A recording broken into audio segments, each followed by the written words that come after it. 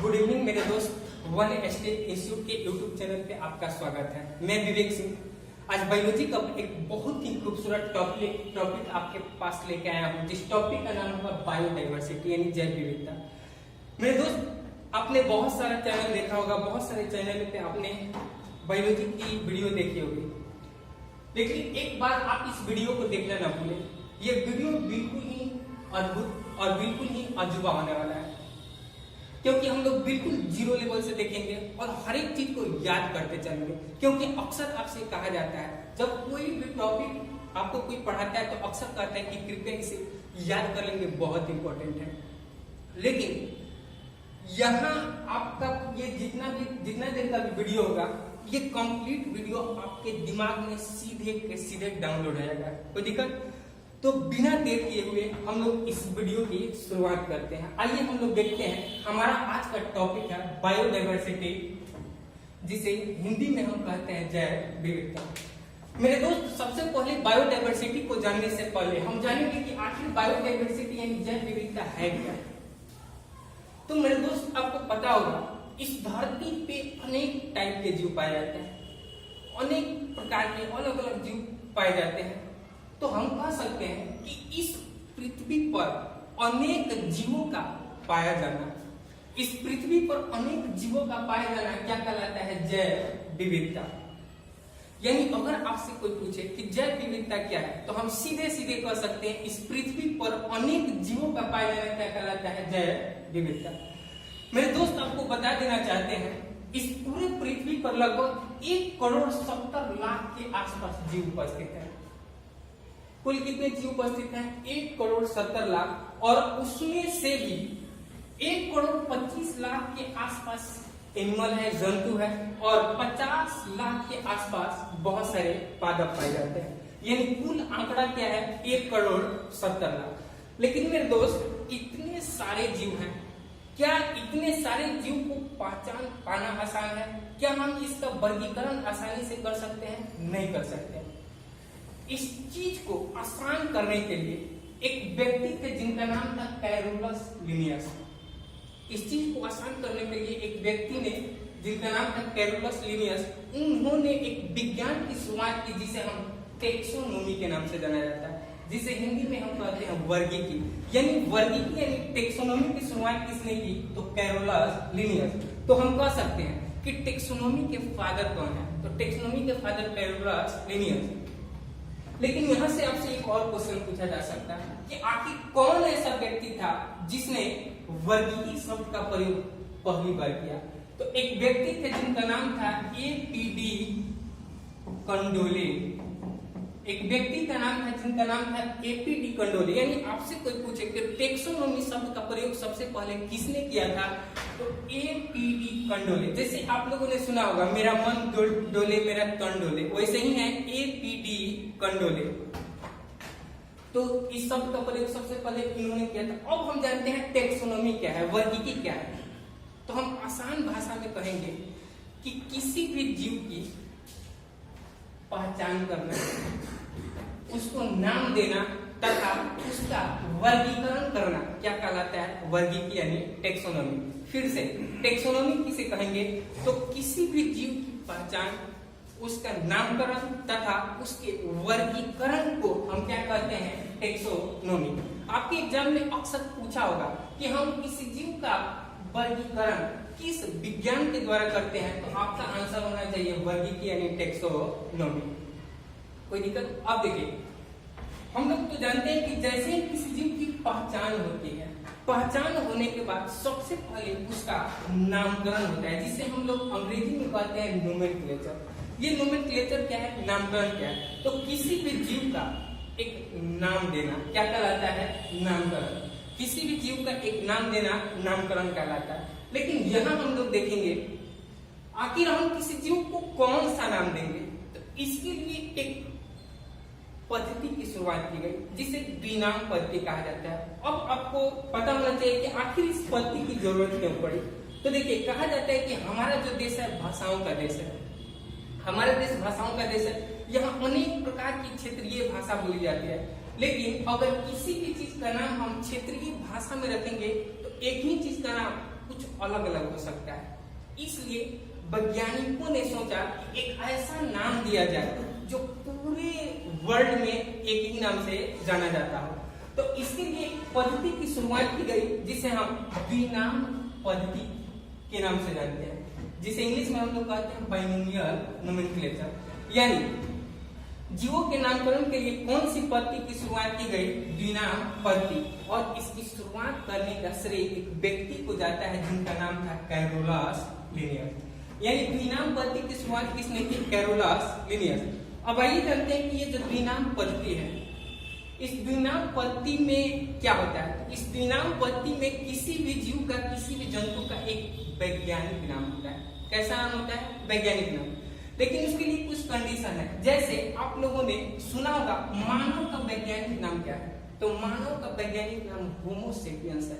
मानव का वैज्ञानिक नाम क्या है? होमो सेपियंस। आपसे कोई पूछे कि आम का वैज्ञानिक नाम क्या है? तो आम का वैज्ञानिक नाम मेंजिफेरा इंडिका है। तो ये जितना सारी नामें हैं, ये सारा का सारा नाम एक वैज्ञानिक नाम है। ये किस आधार पे आधारित है? तो ये द्विनाम पद्धति पर आधारित है। लेकिन मेरे दोस्त आपको बता देना चाहते हैं कि किसी भी जीव का वैज्ञानिक नाम देने के लिए कुछ टर्म एंड कंडीशन होता है, कुछ नियम होता है। जैसे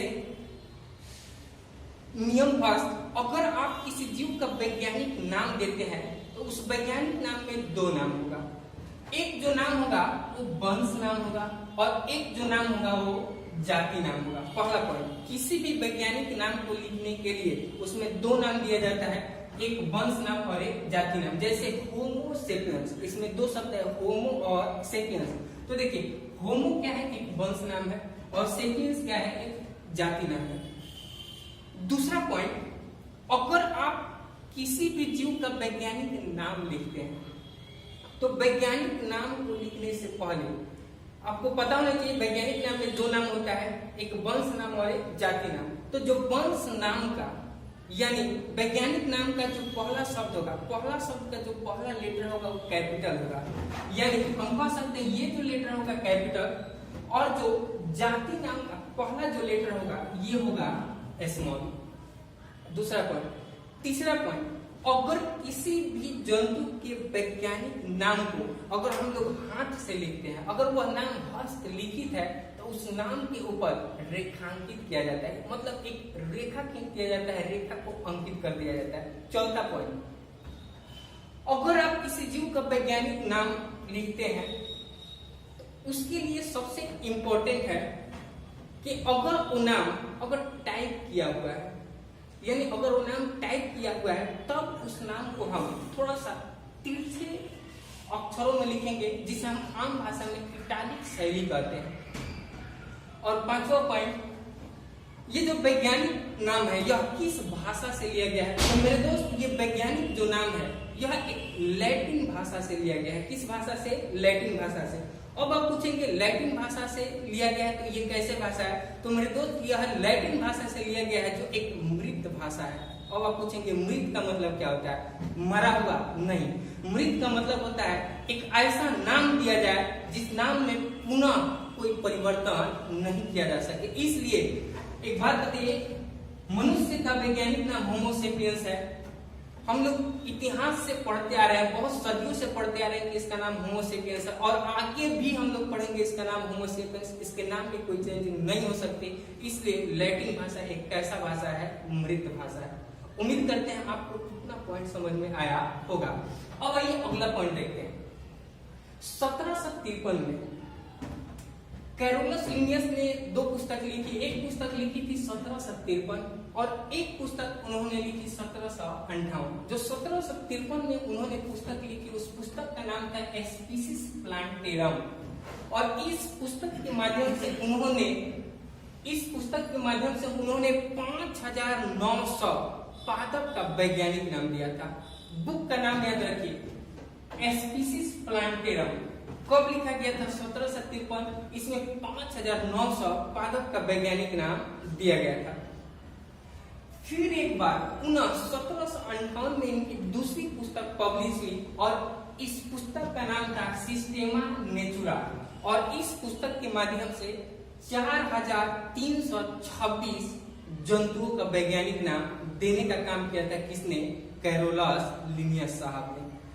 उम्मीद करते हैं आपको दो पुस्तक याद हुआ होगा, स्पीसीज प्लांटेरम 5900 पादप का वैज्ञानिक नाम, सिस्टेमा नेचुरा 4300 जंतु का वैज्ञानिक नाम।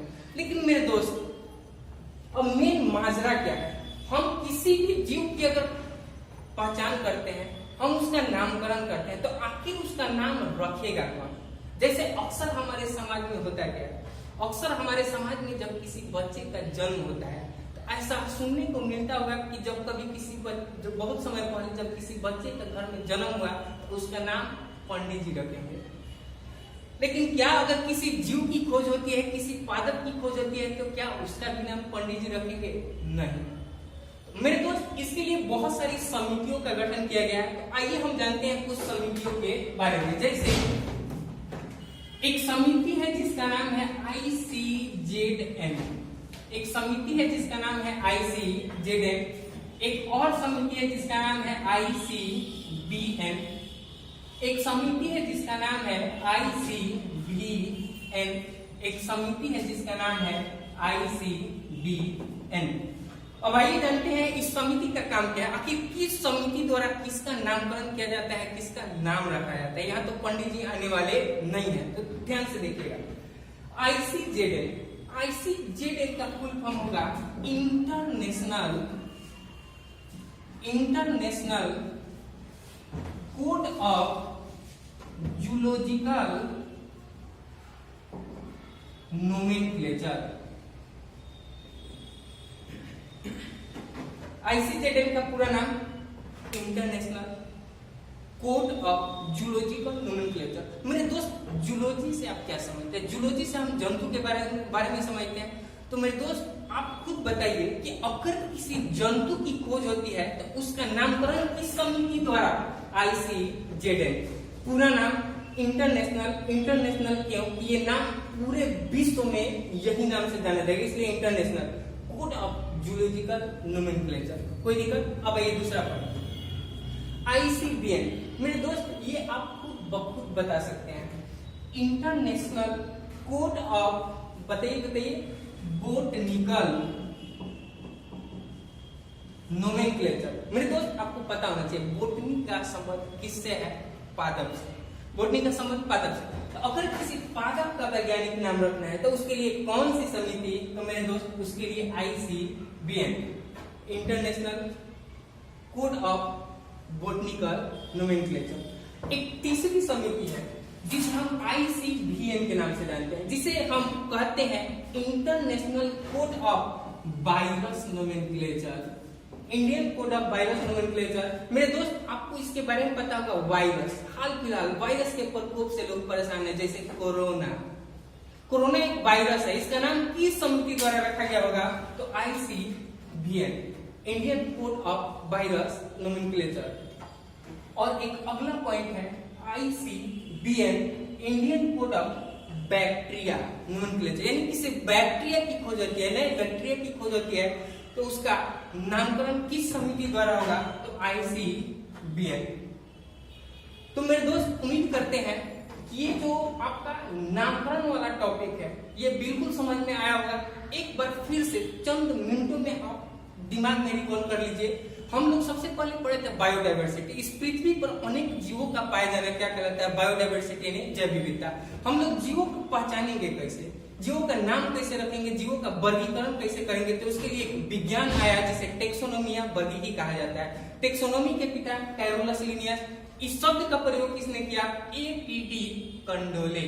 फिर से APD कंडोले। फिर हम बताए थे टेक्सोनोमी क्या है, तो किसी भी जीव की पहचान, नामकरण तथा वर्गीकरण जिस विज्ञान के तहत किया जाता है उसे हम लोग क्या कहते हैं? टेक्सोनोमी। और आपको बताए थे किसी भी जीव जंतु का वैज्ञानिक नाम देने के लिए एक पद्धति है जिसे द्विनाम पद्धति कहा जाता है। इस पद्धति की शुरुआत कैरोलस लिनियस ने किया था। कैरोलस लिनियस की 2 पुस्तकें थी। 1753 में स्पीसीज प्लांटेरम, जिसमें 5009 पादप का वैज्ञानिक नाम, जबकि 1758 में सिस्टेमा नेचुरा, जिसमें 4326 जंतुओं का वैज्ञानिक नाम दिया था। और आपको हमने कुछ बताया पॉइंट, जैसे किसी भी जीव का वैज्ञानिक नाम रखने के लिए क्या क्या निर्देश दिया जाता है, कौन सा निर्देश का पालन किया जाता है। उम्मीद करते हैं इतना चीज आपको बहुत अच्छे से समझ में आया होगा। और ये सारी समितियां है, जैसे ही किसी जीव की पहचान होगी, उसका नामकरण होगा, इन समितियों का काम है उसका नामकरण करना, जैसे ICZN, ICBN, ICBN, ICBN। तो उम्मीद करते हैं मेरे दोस्त ये जैव विविधता टेक्सोनॉमी वाला टॉपिक आपको बहुत ही अच्छे से समझ में आया होगा, आपके दिमाग में बहुत अच्छे से सेव हो चुका होगा। तो मेरे दोस्त उम्मीद करते हैं कि आज का टॉपिक आपके लिए बहुत ही खास रहा होगा। तो हम लोग अगले टॉपिक में बात करेंगे वर्गीकरण के बारे में, क्लासिफिकेशन के बारे में। आज के लिए इतना ही।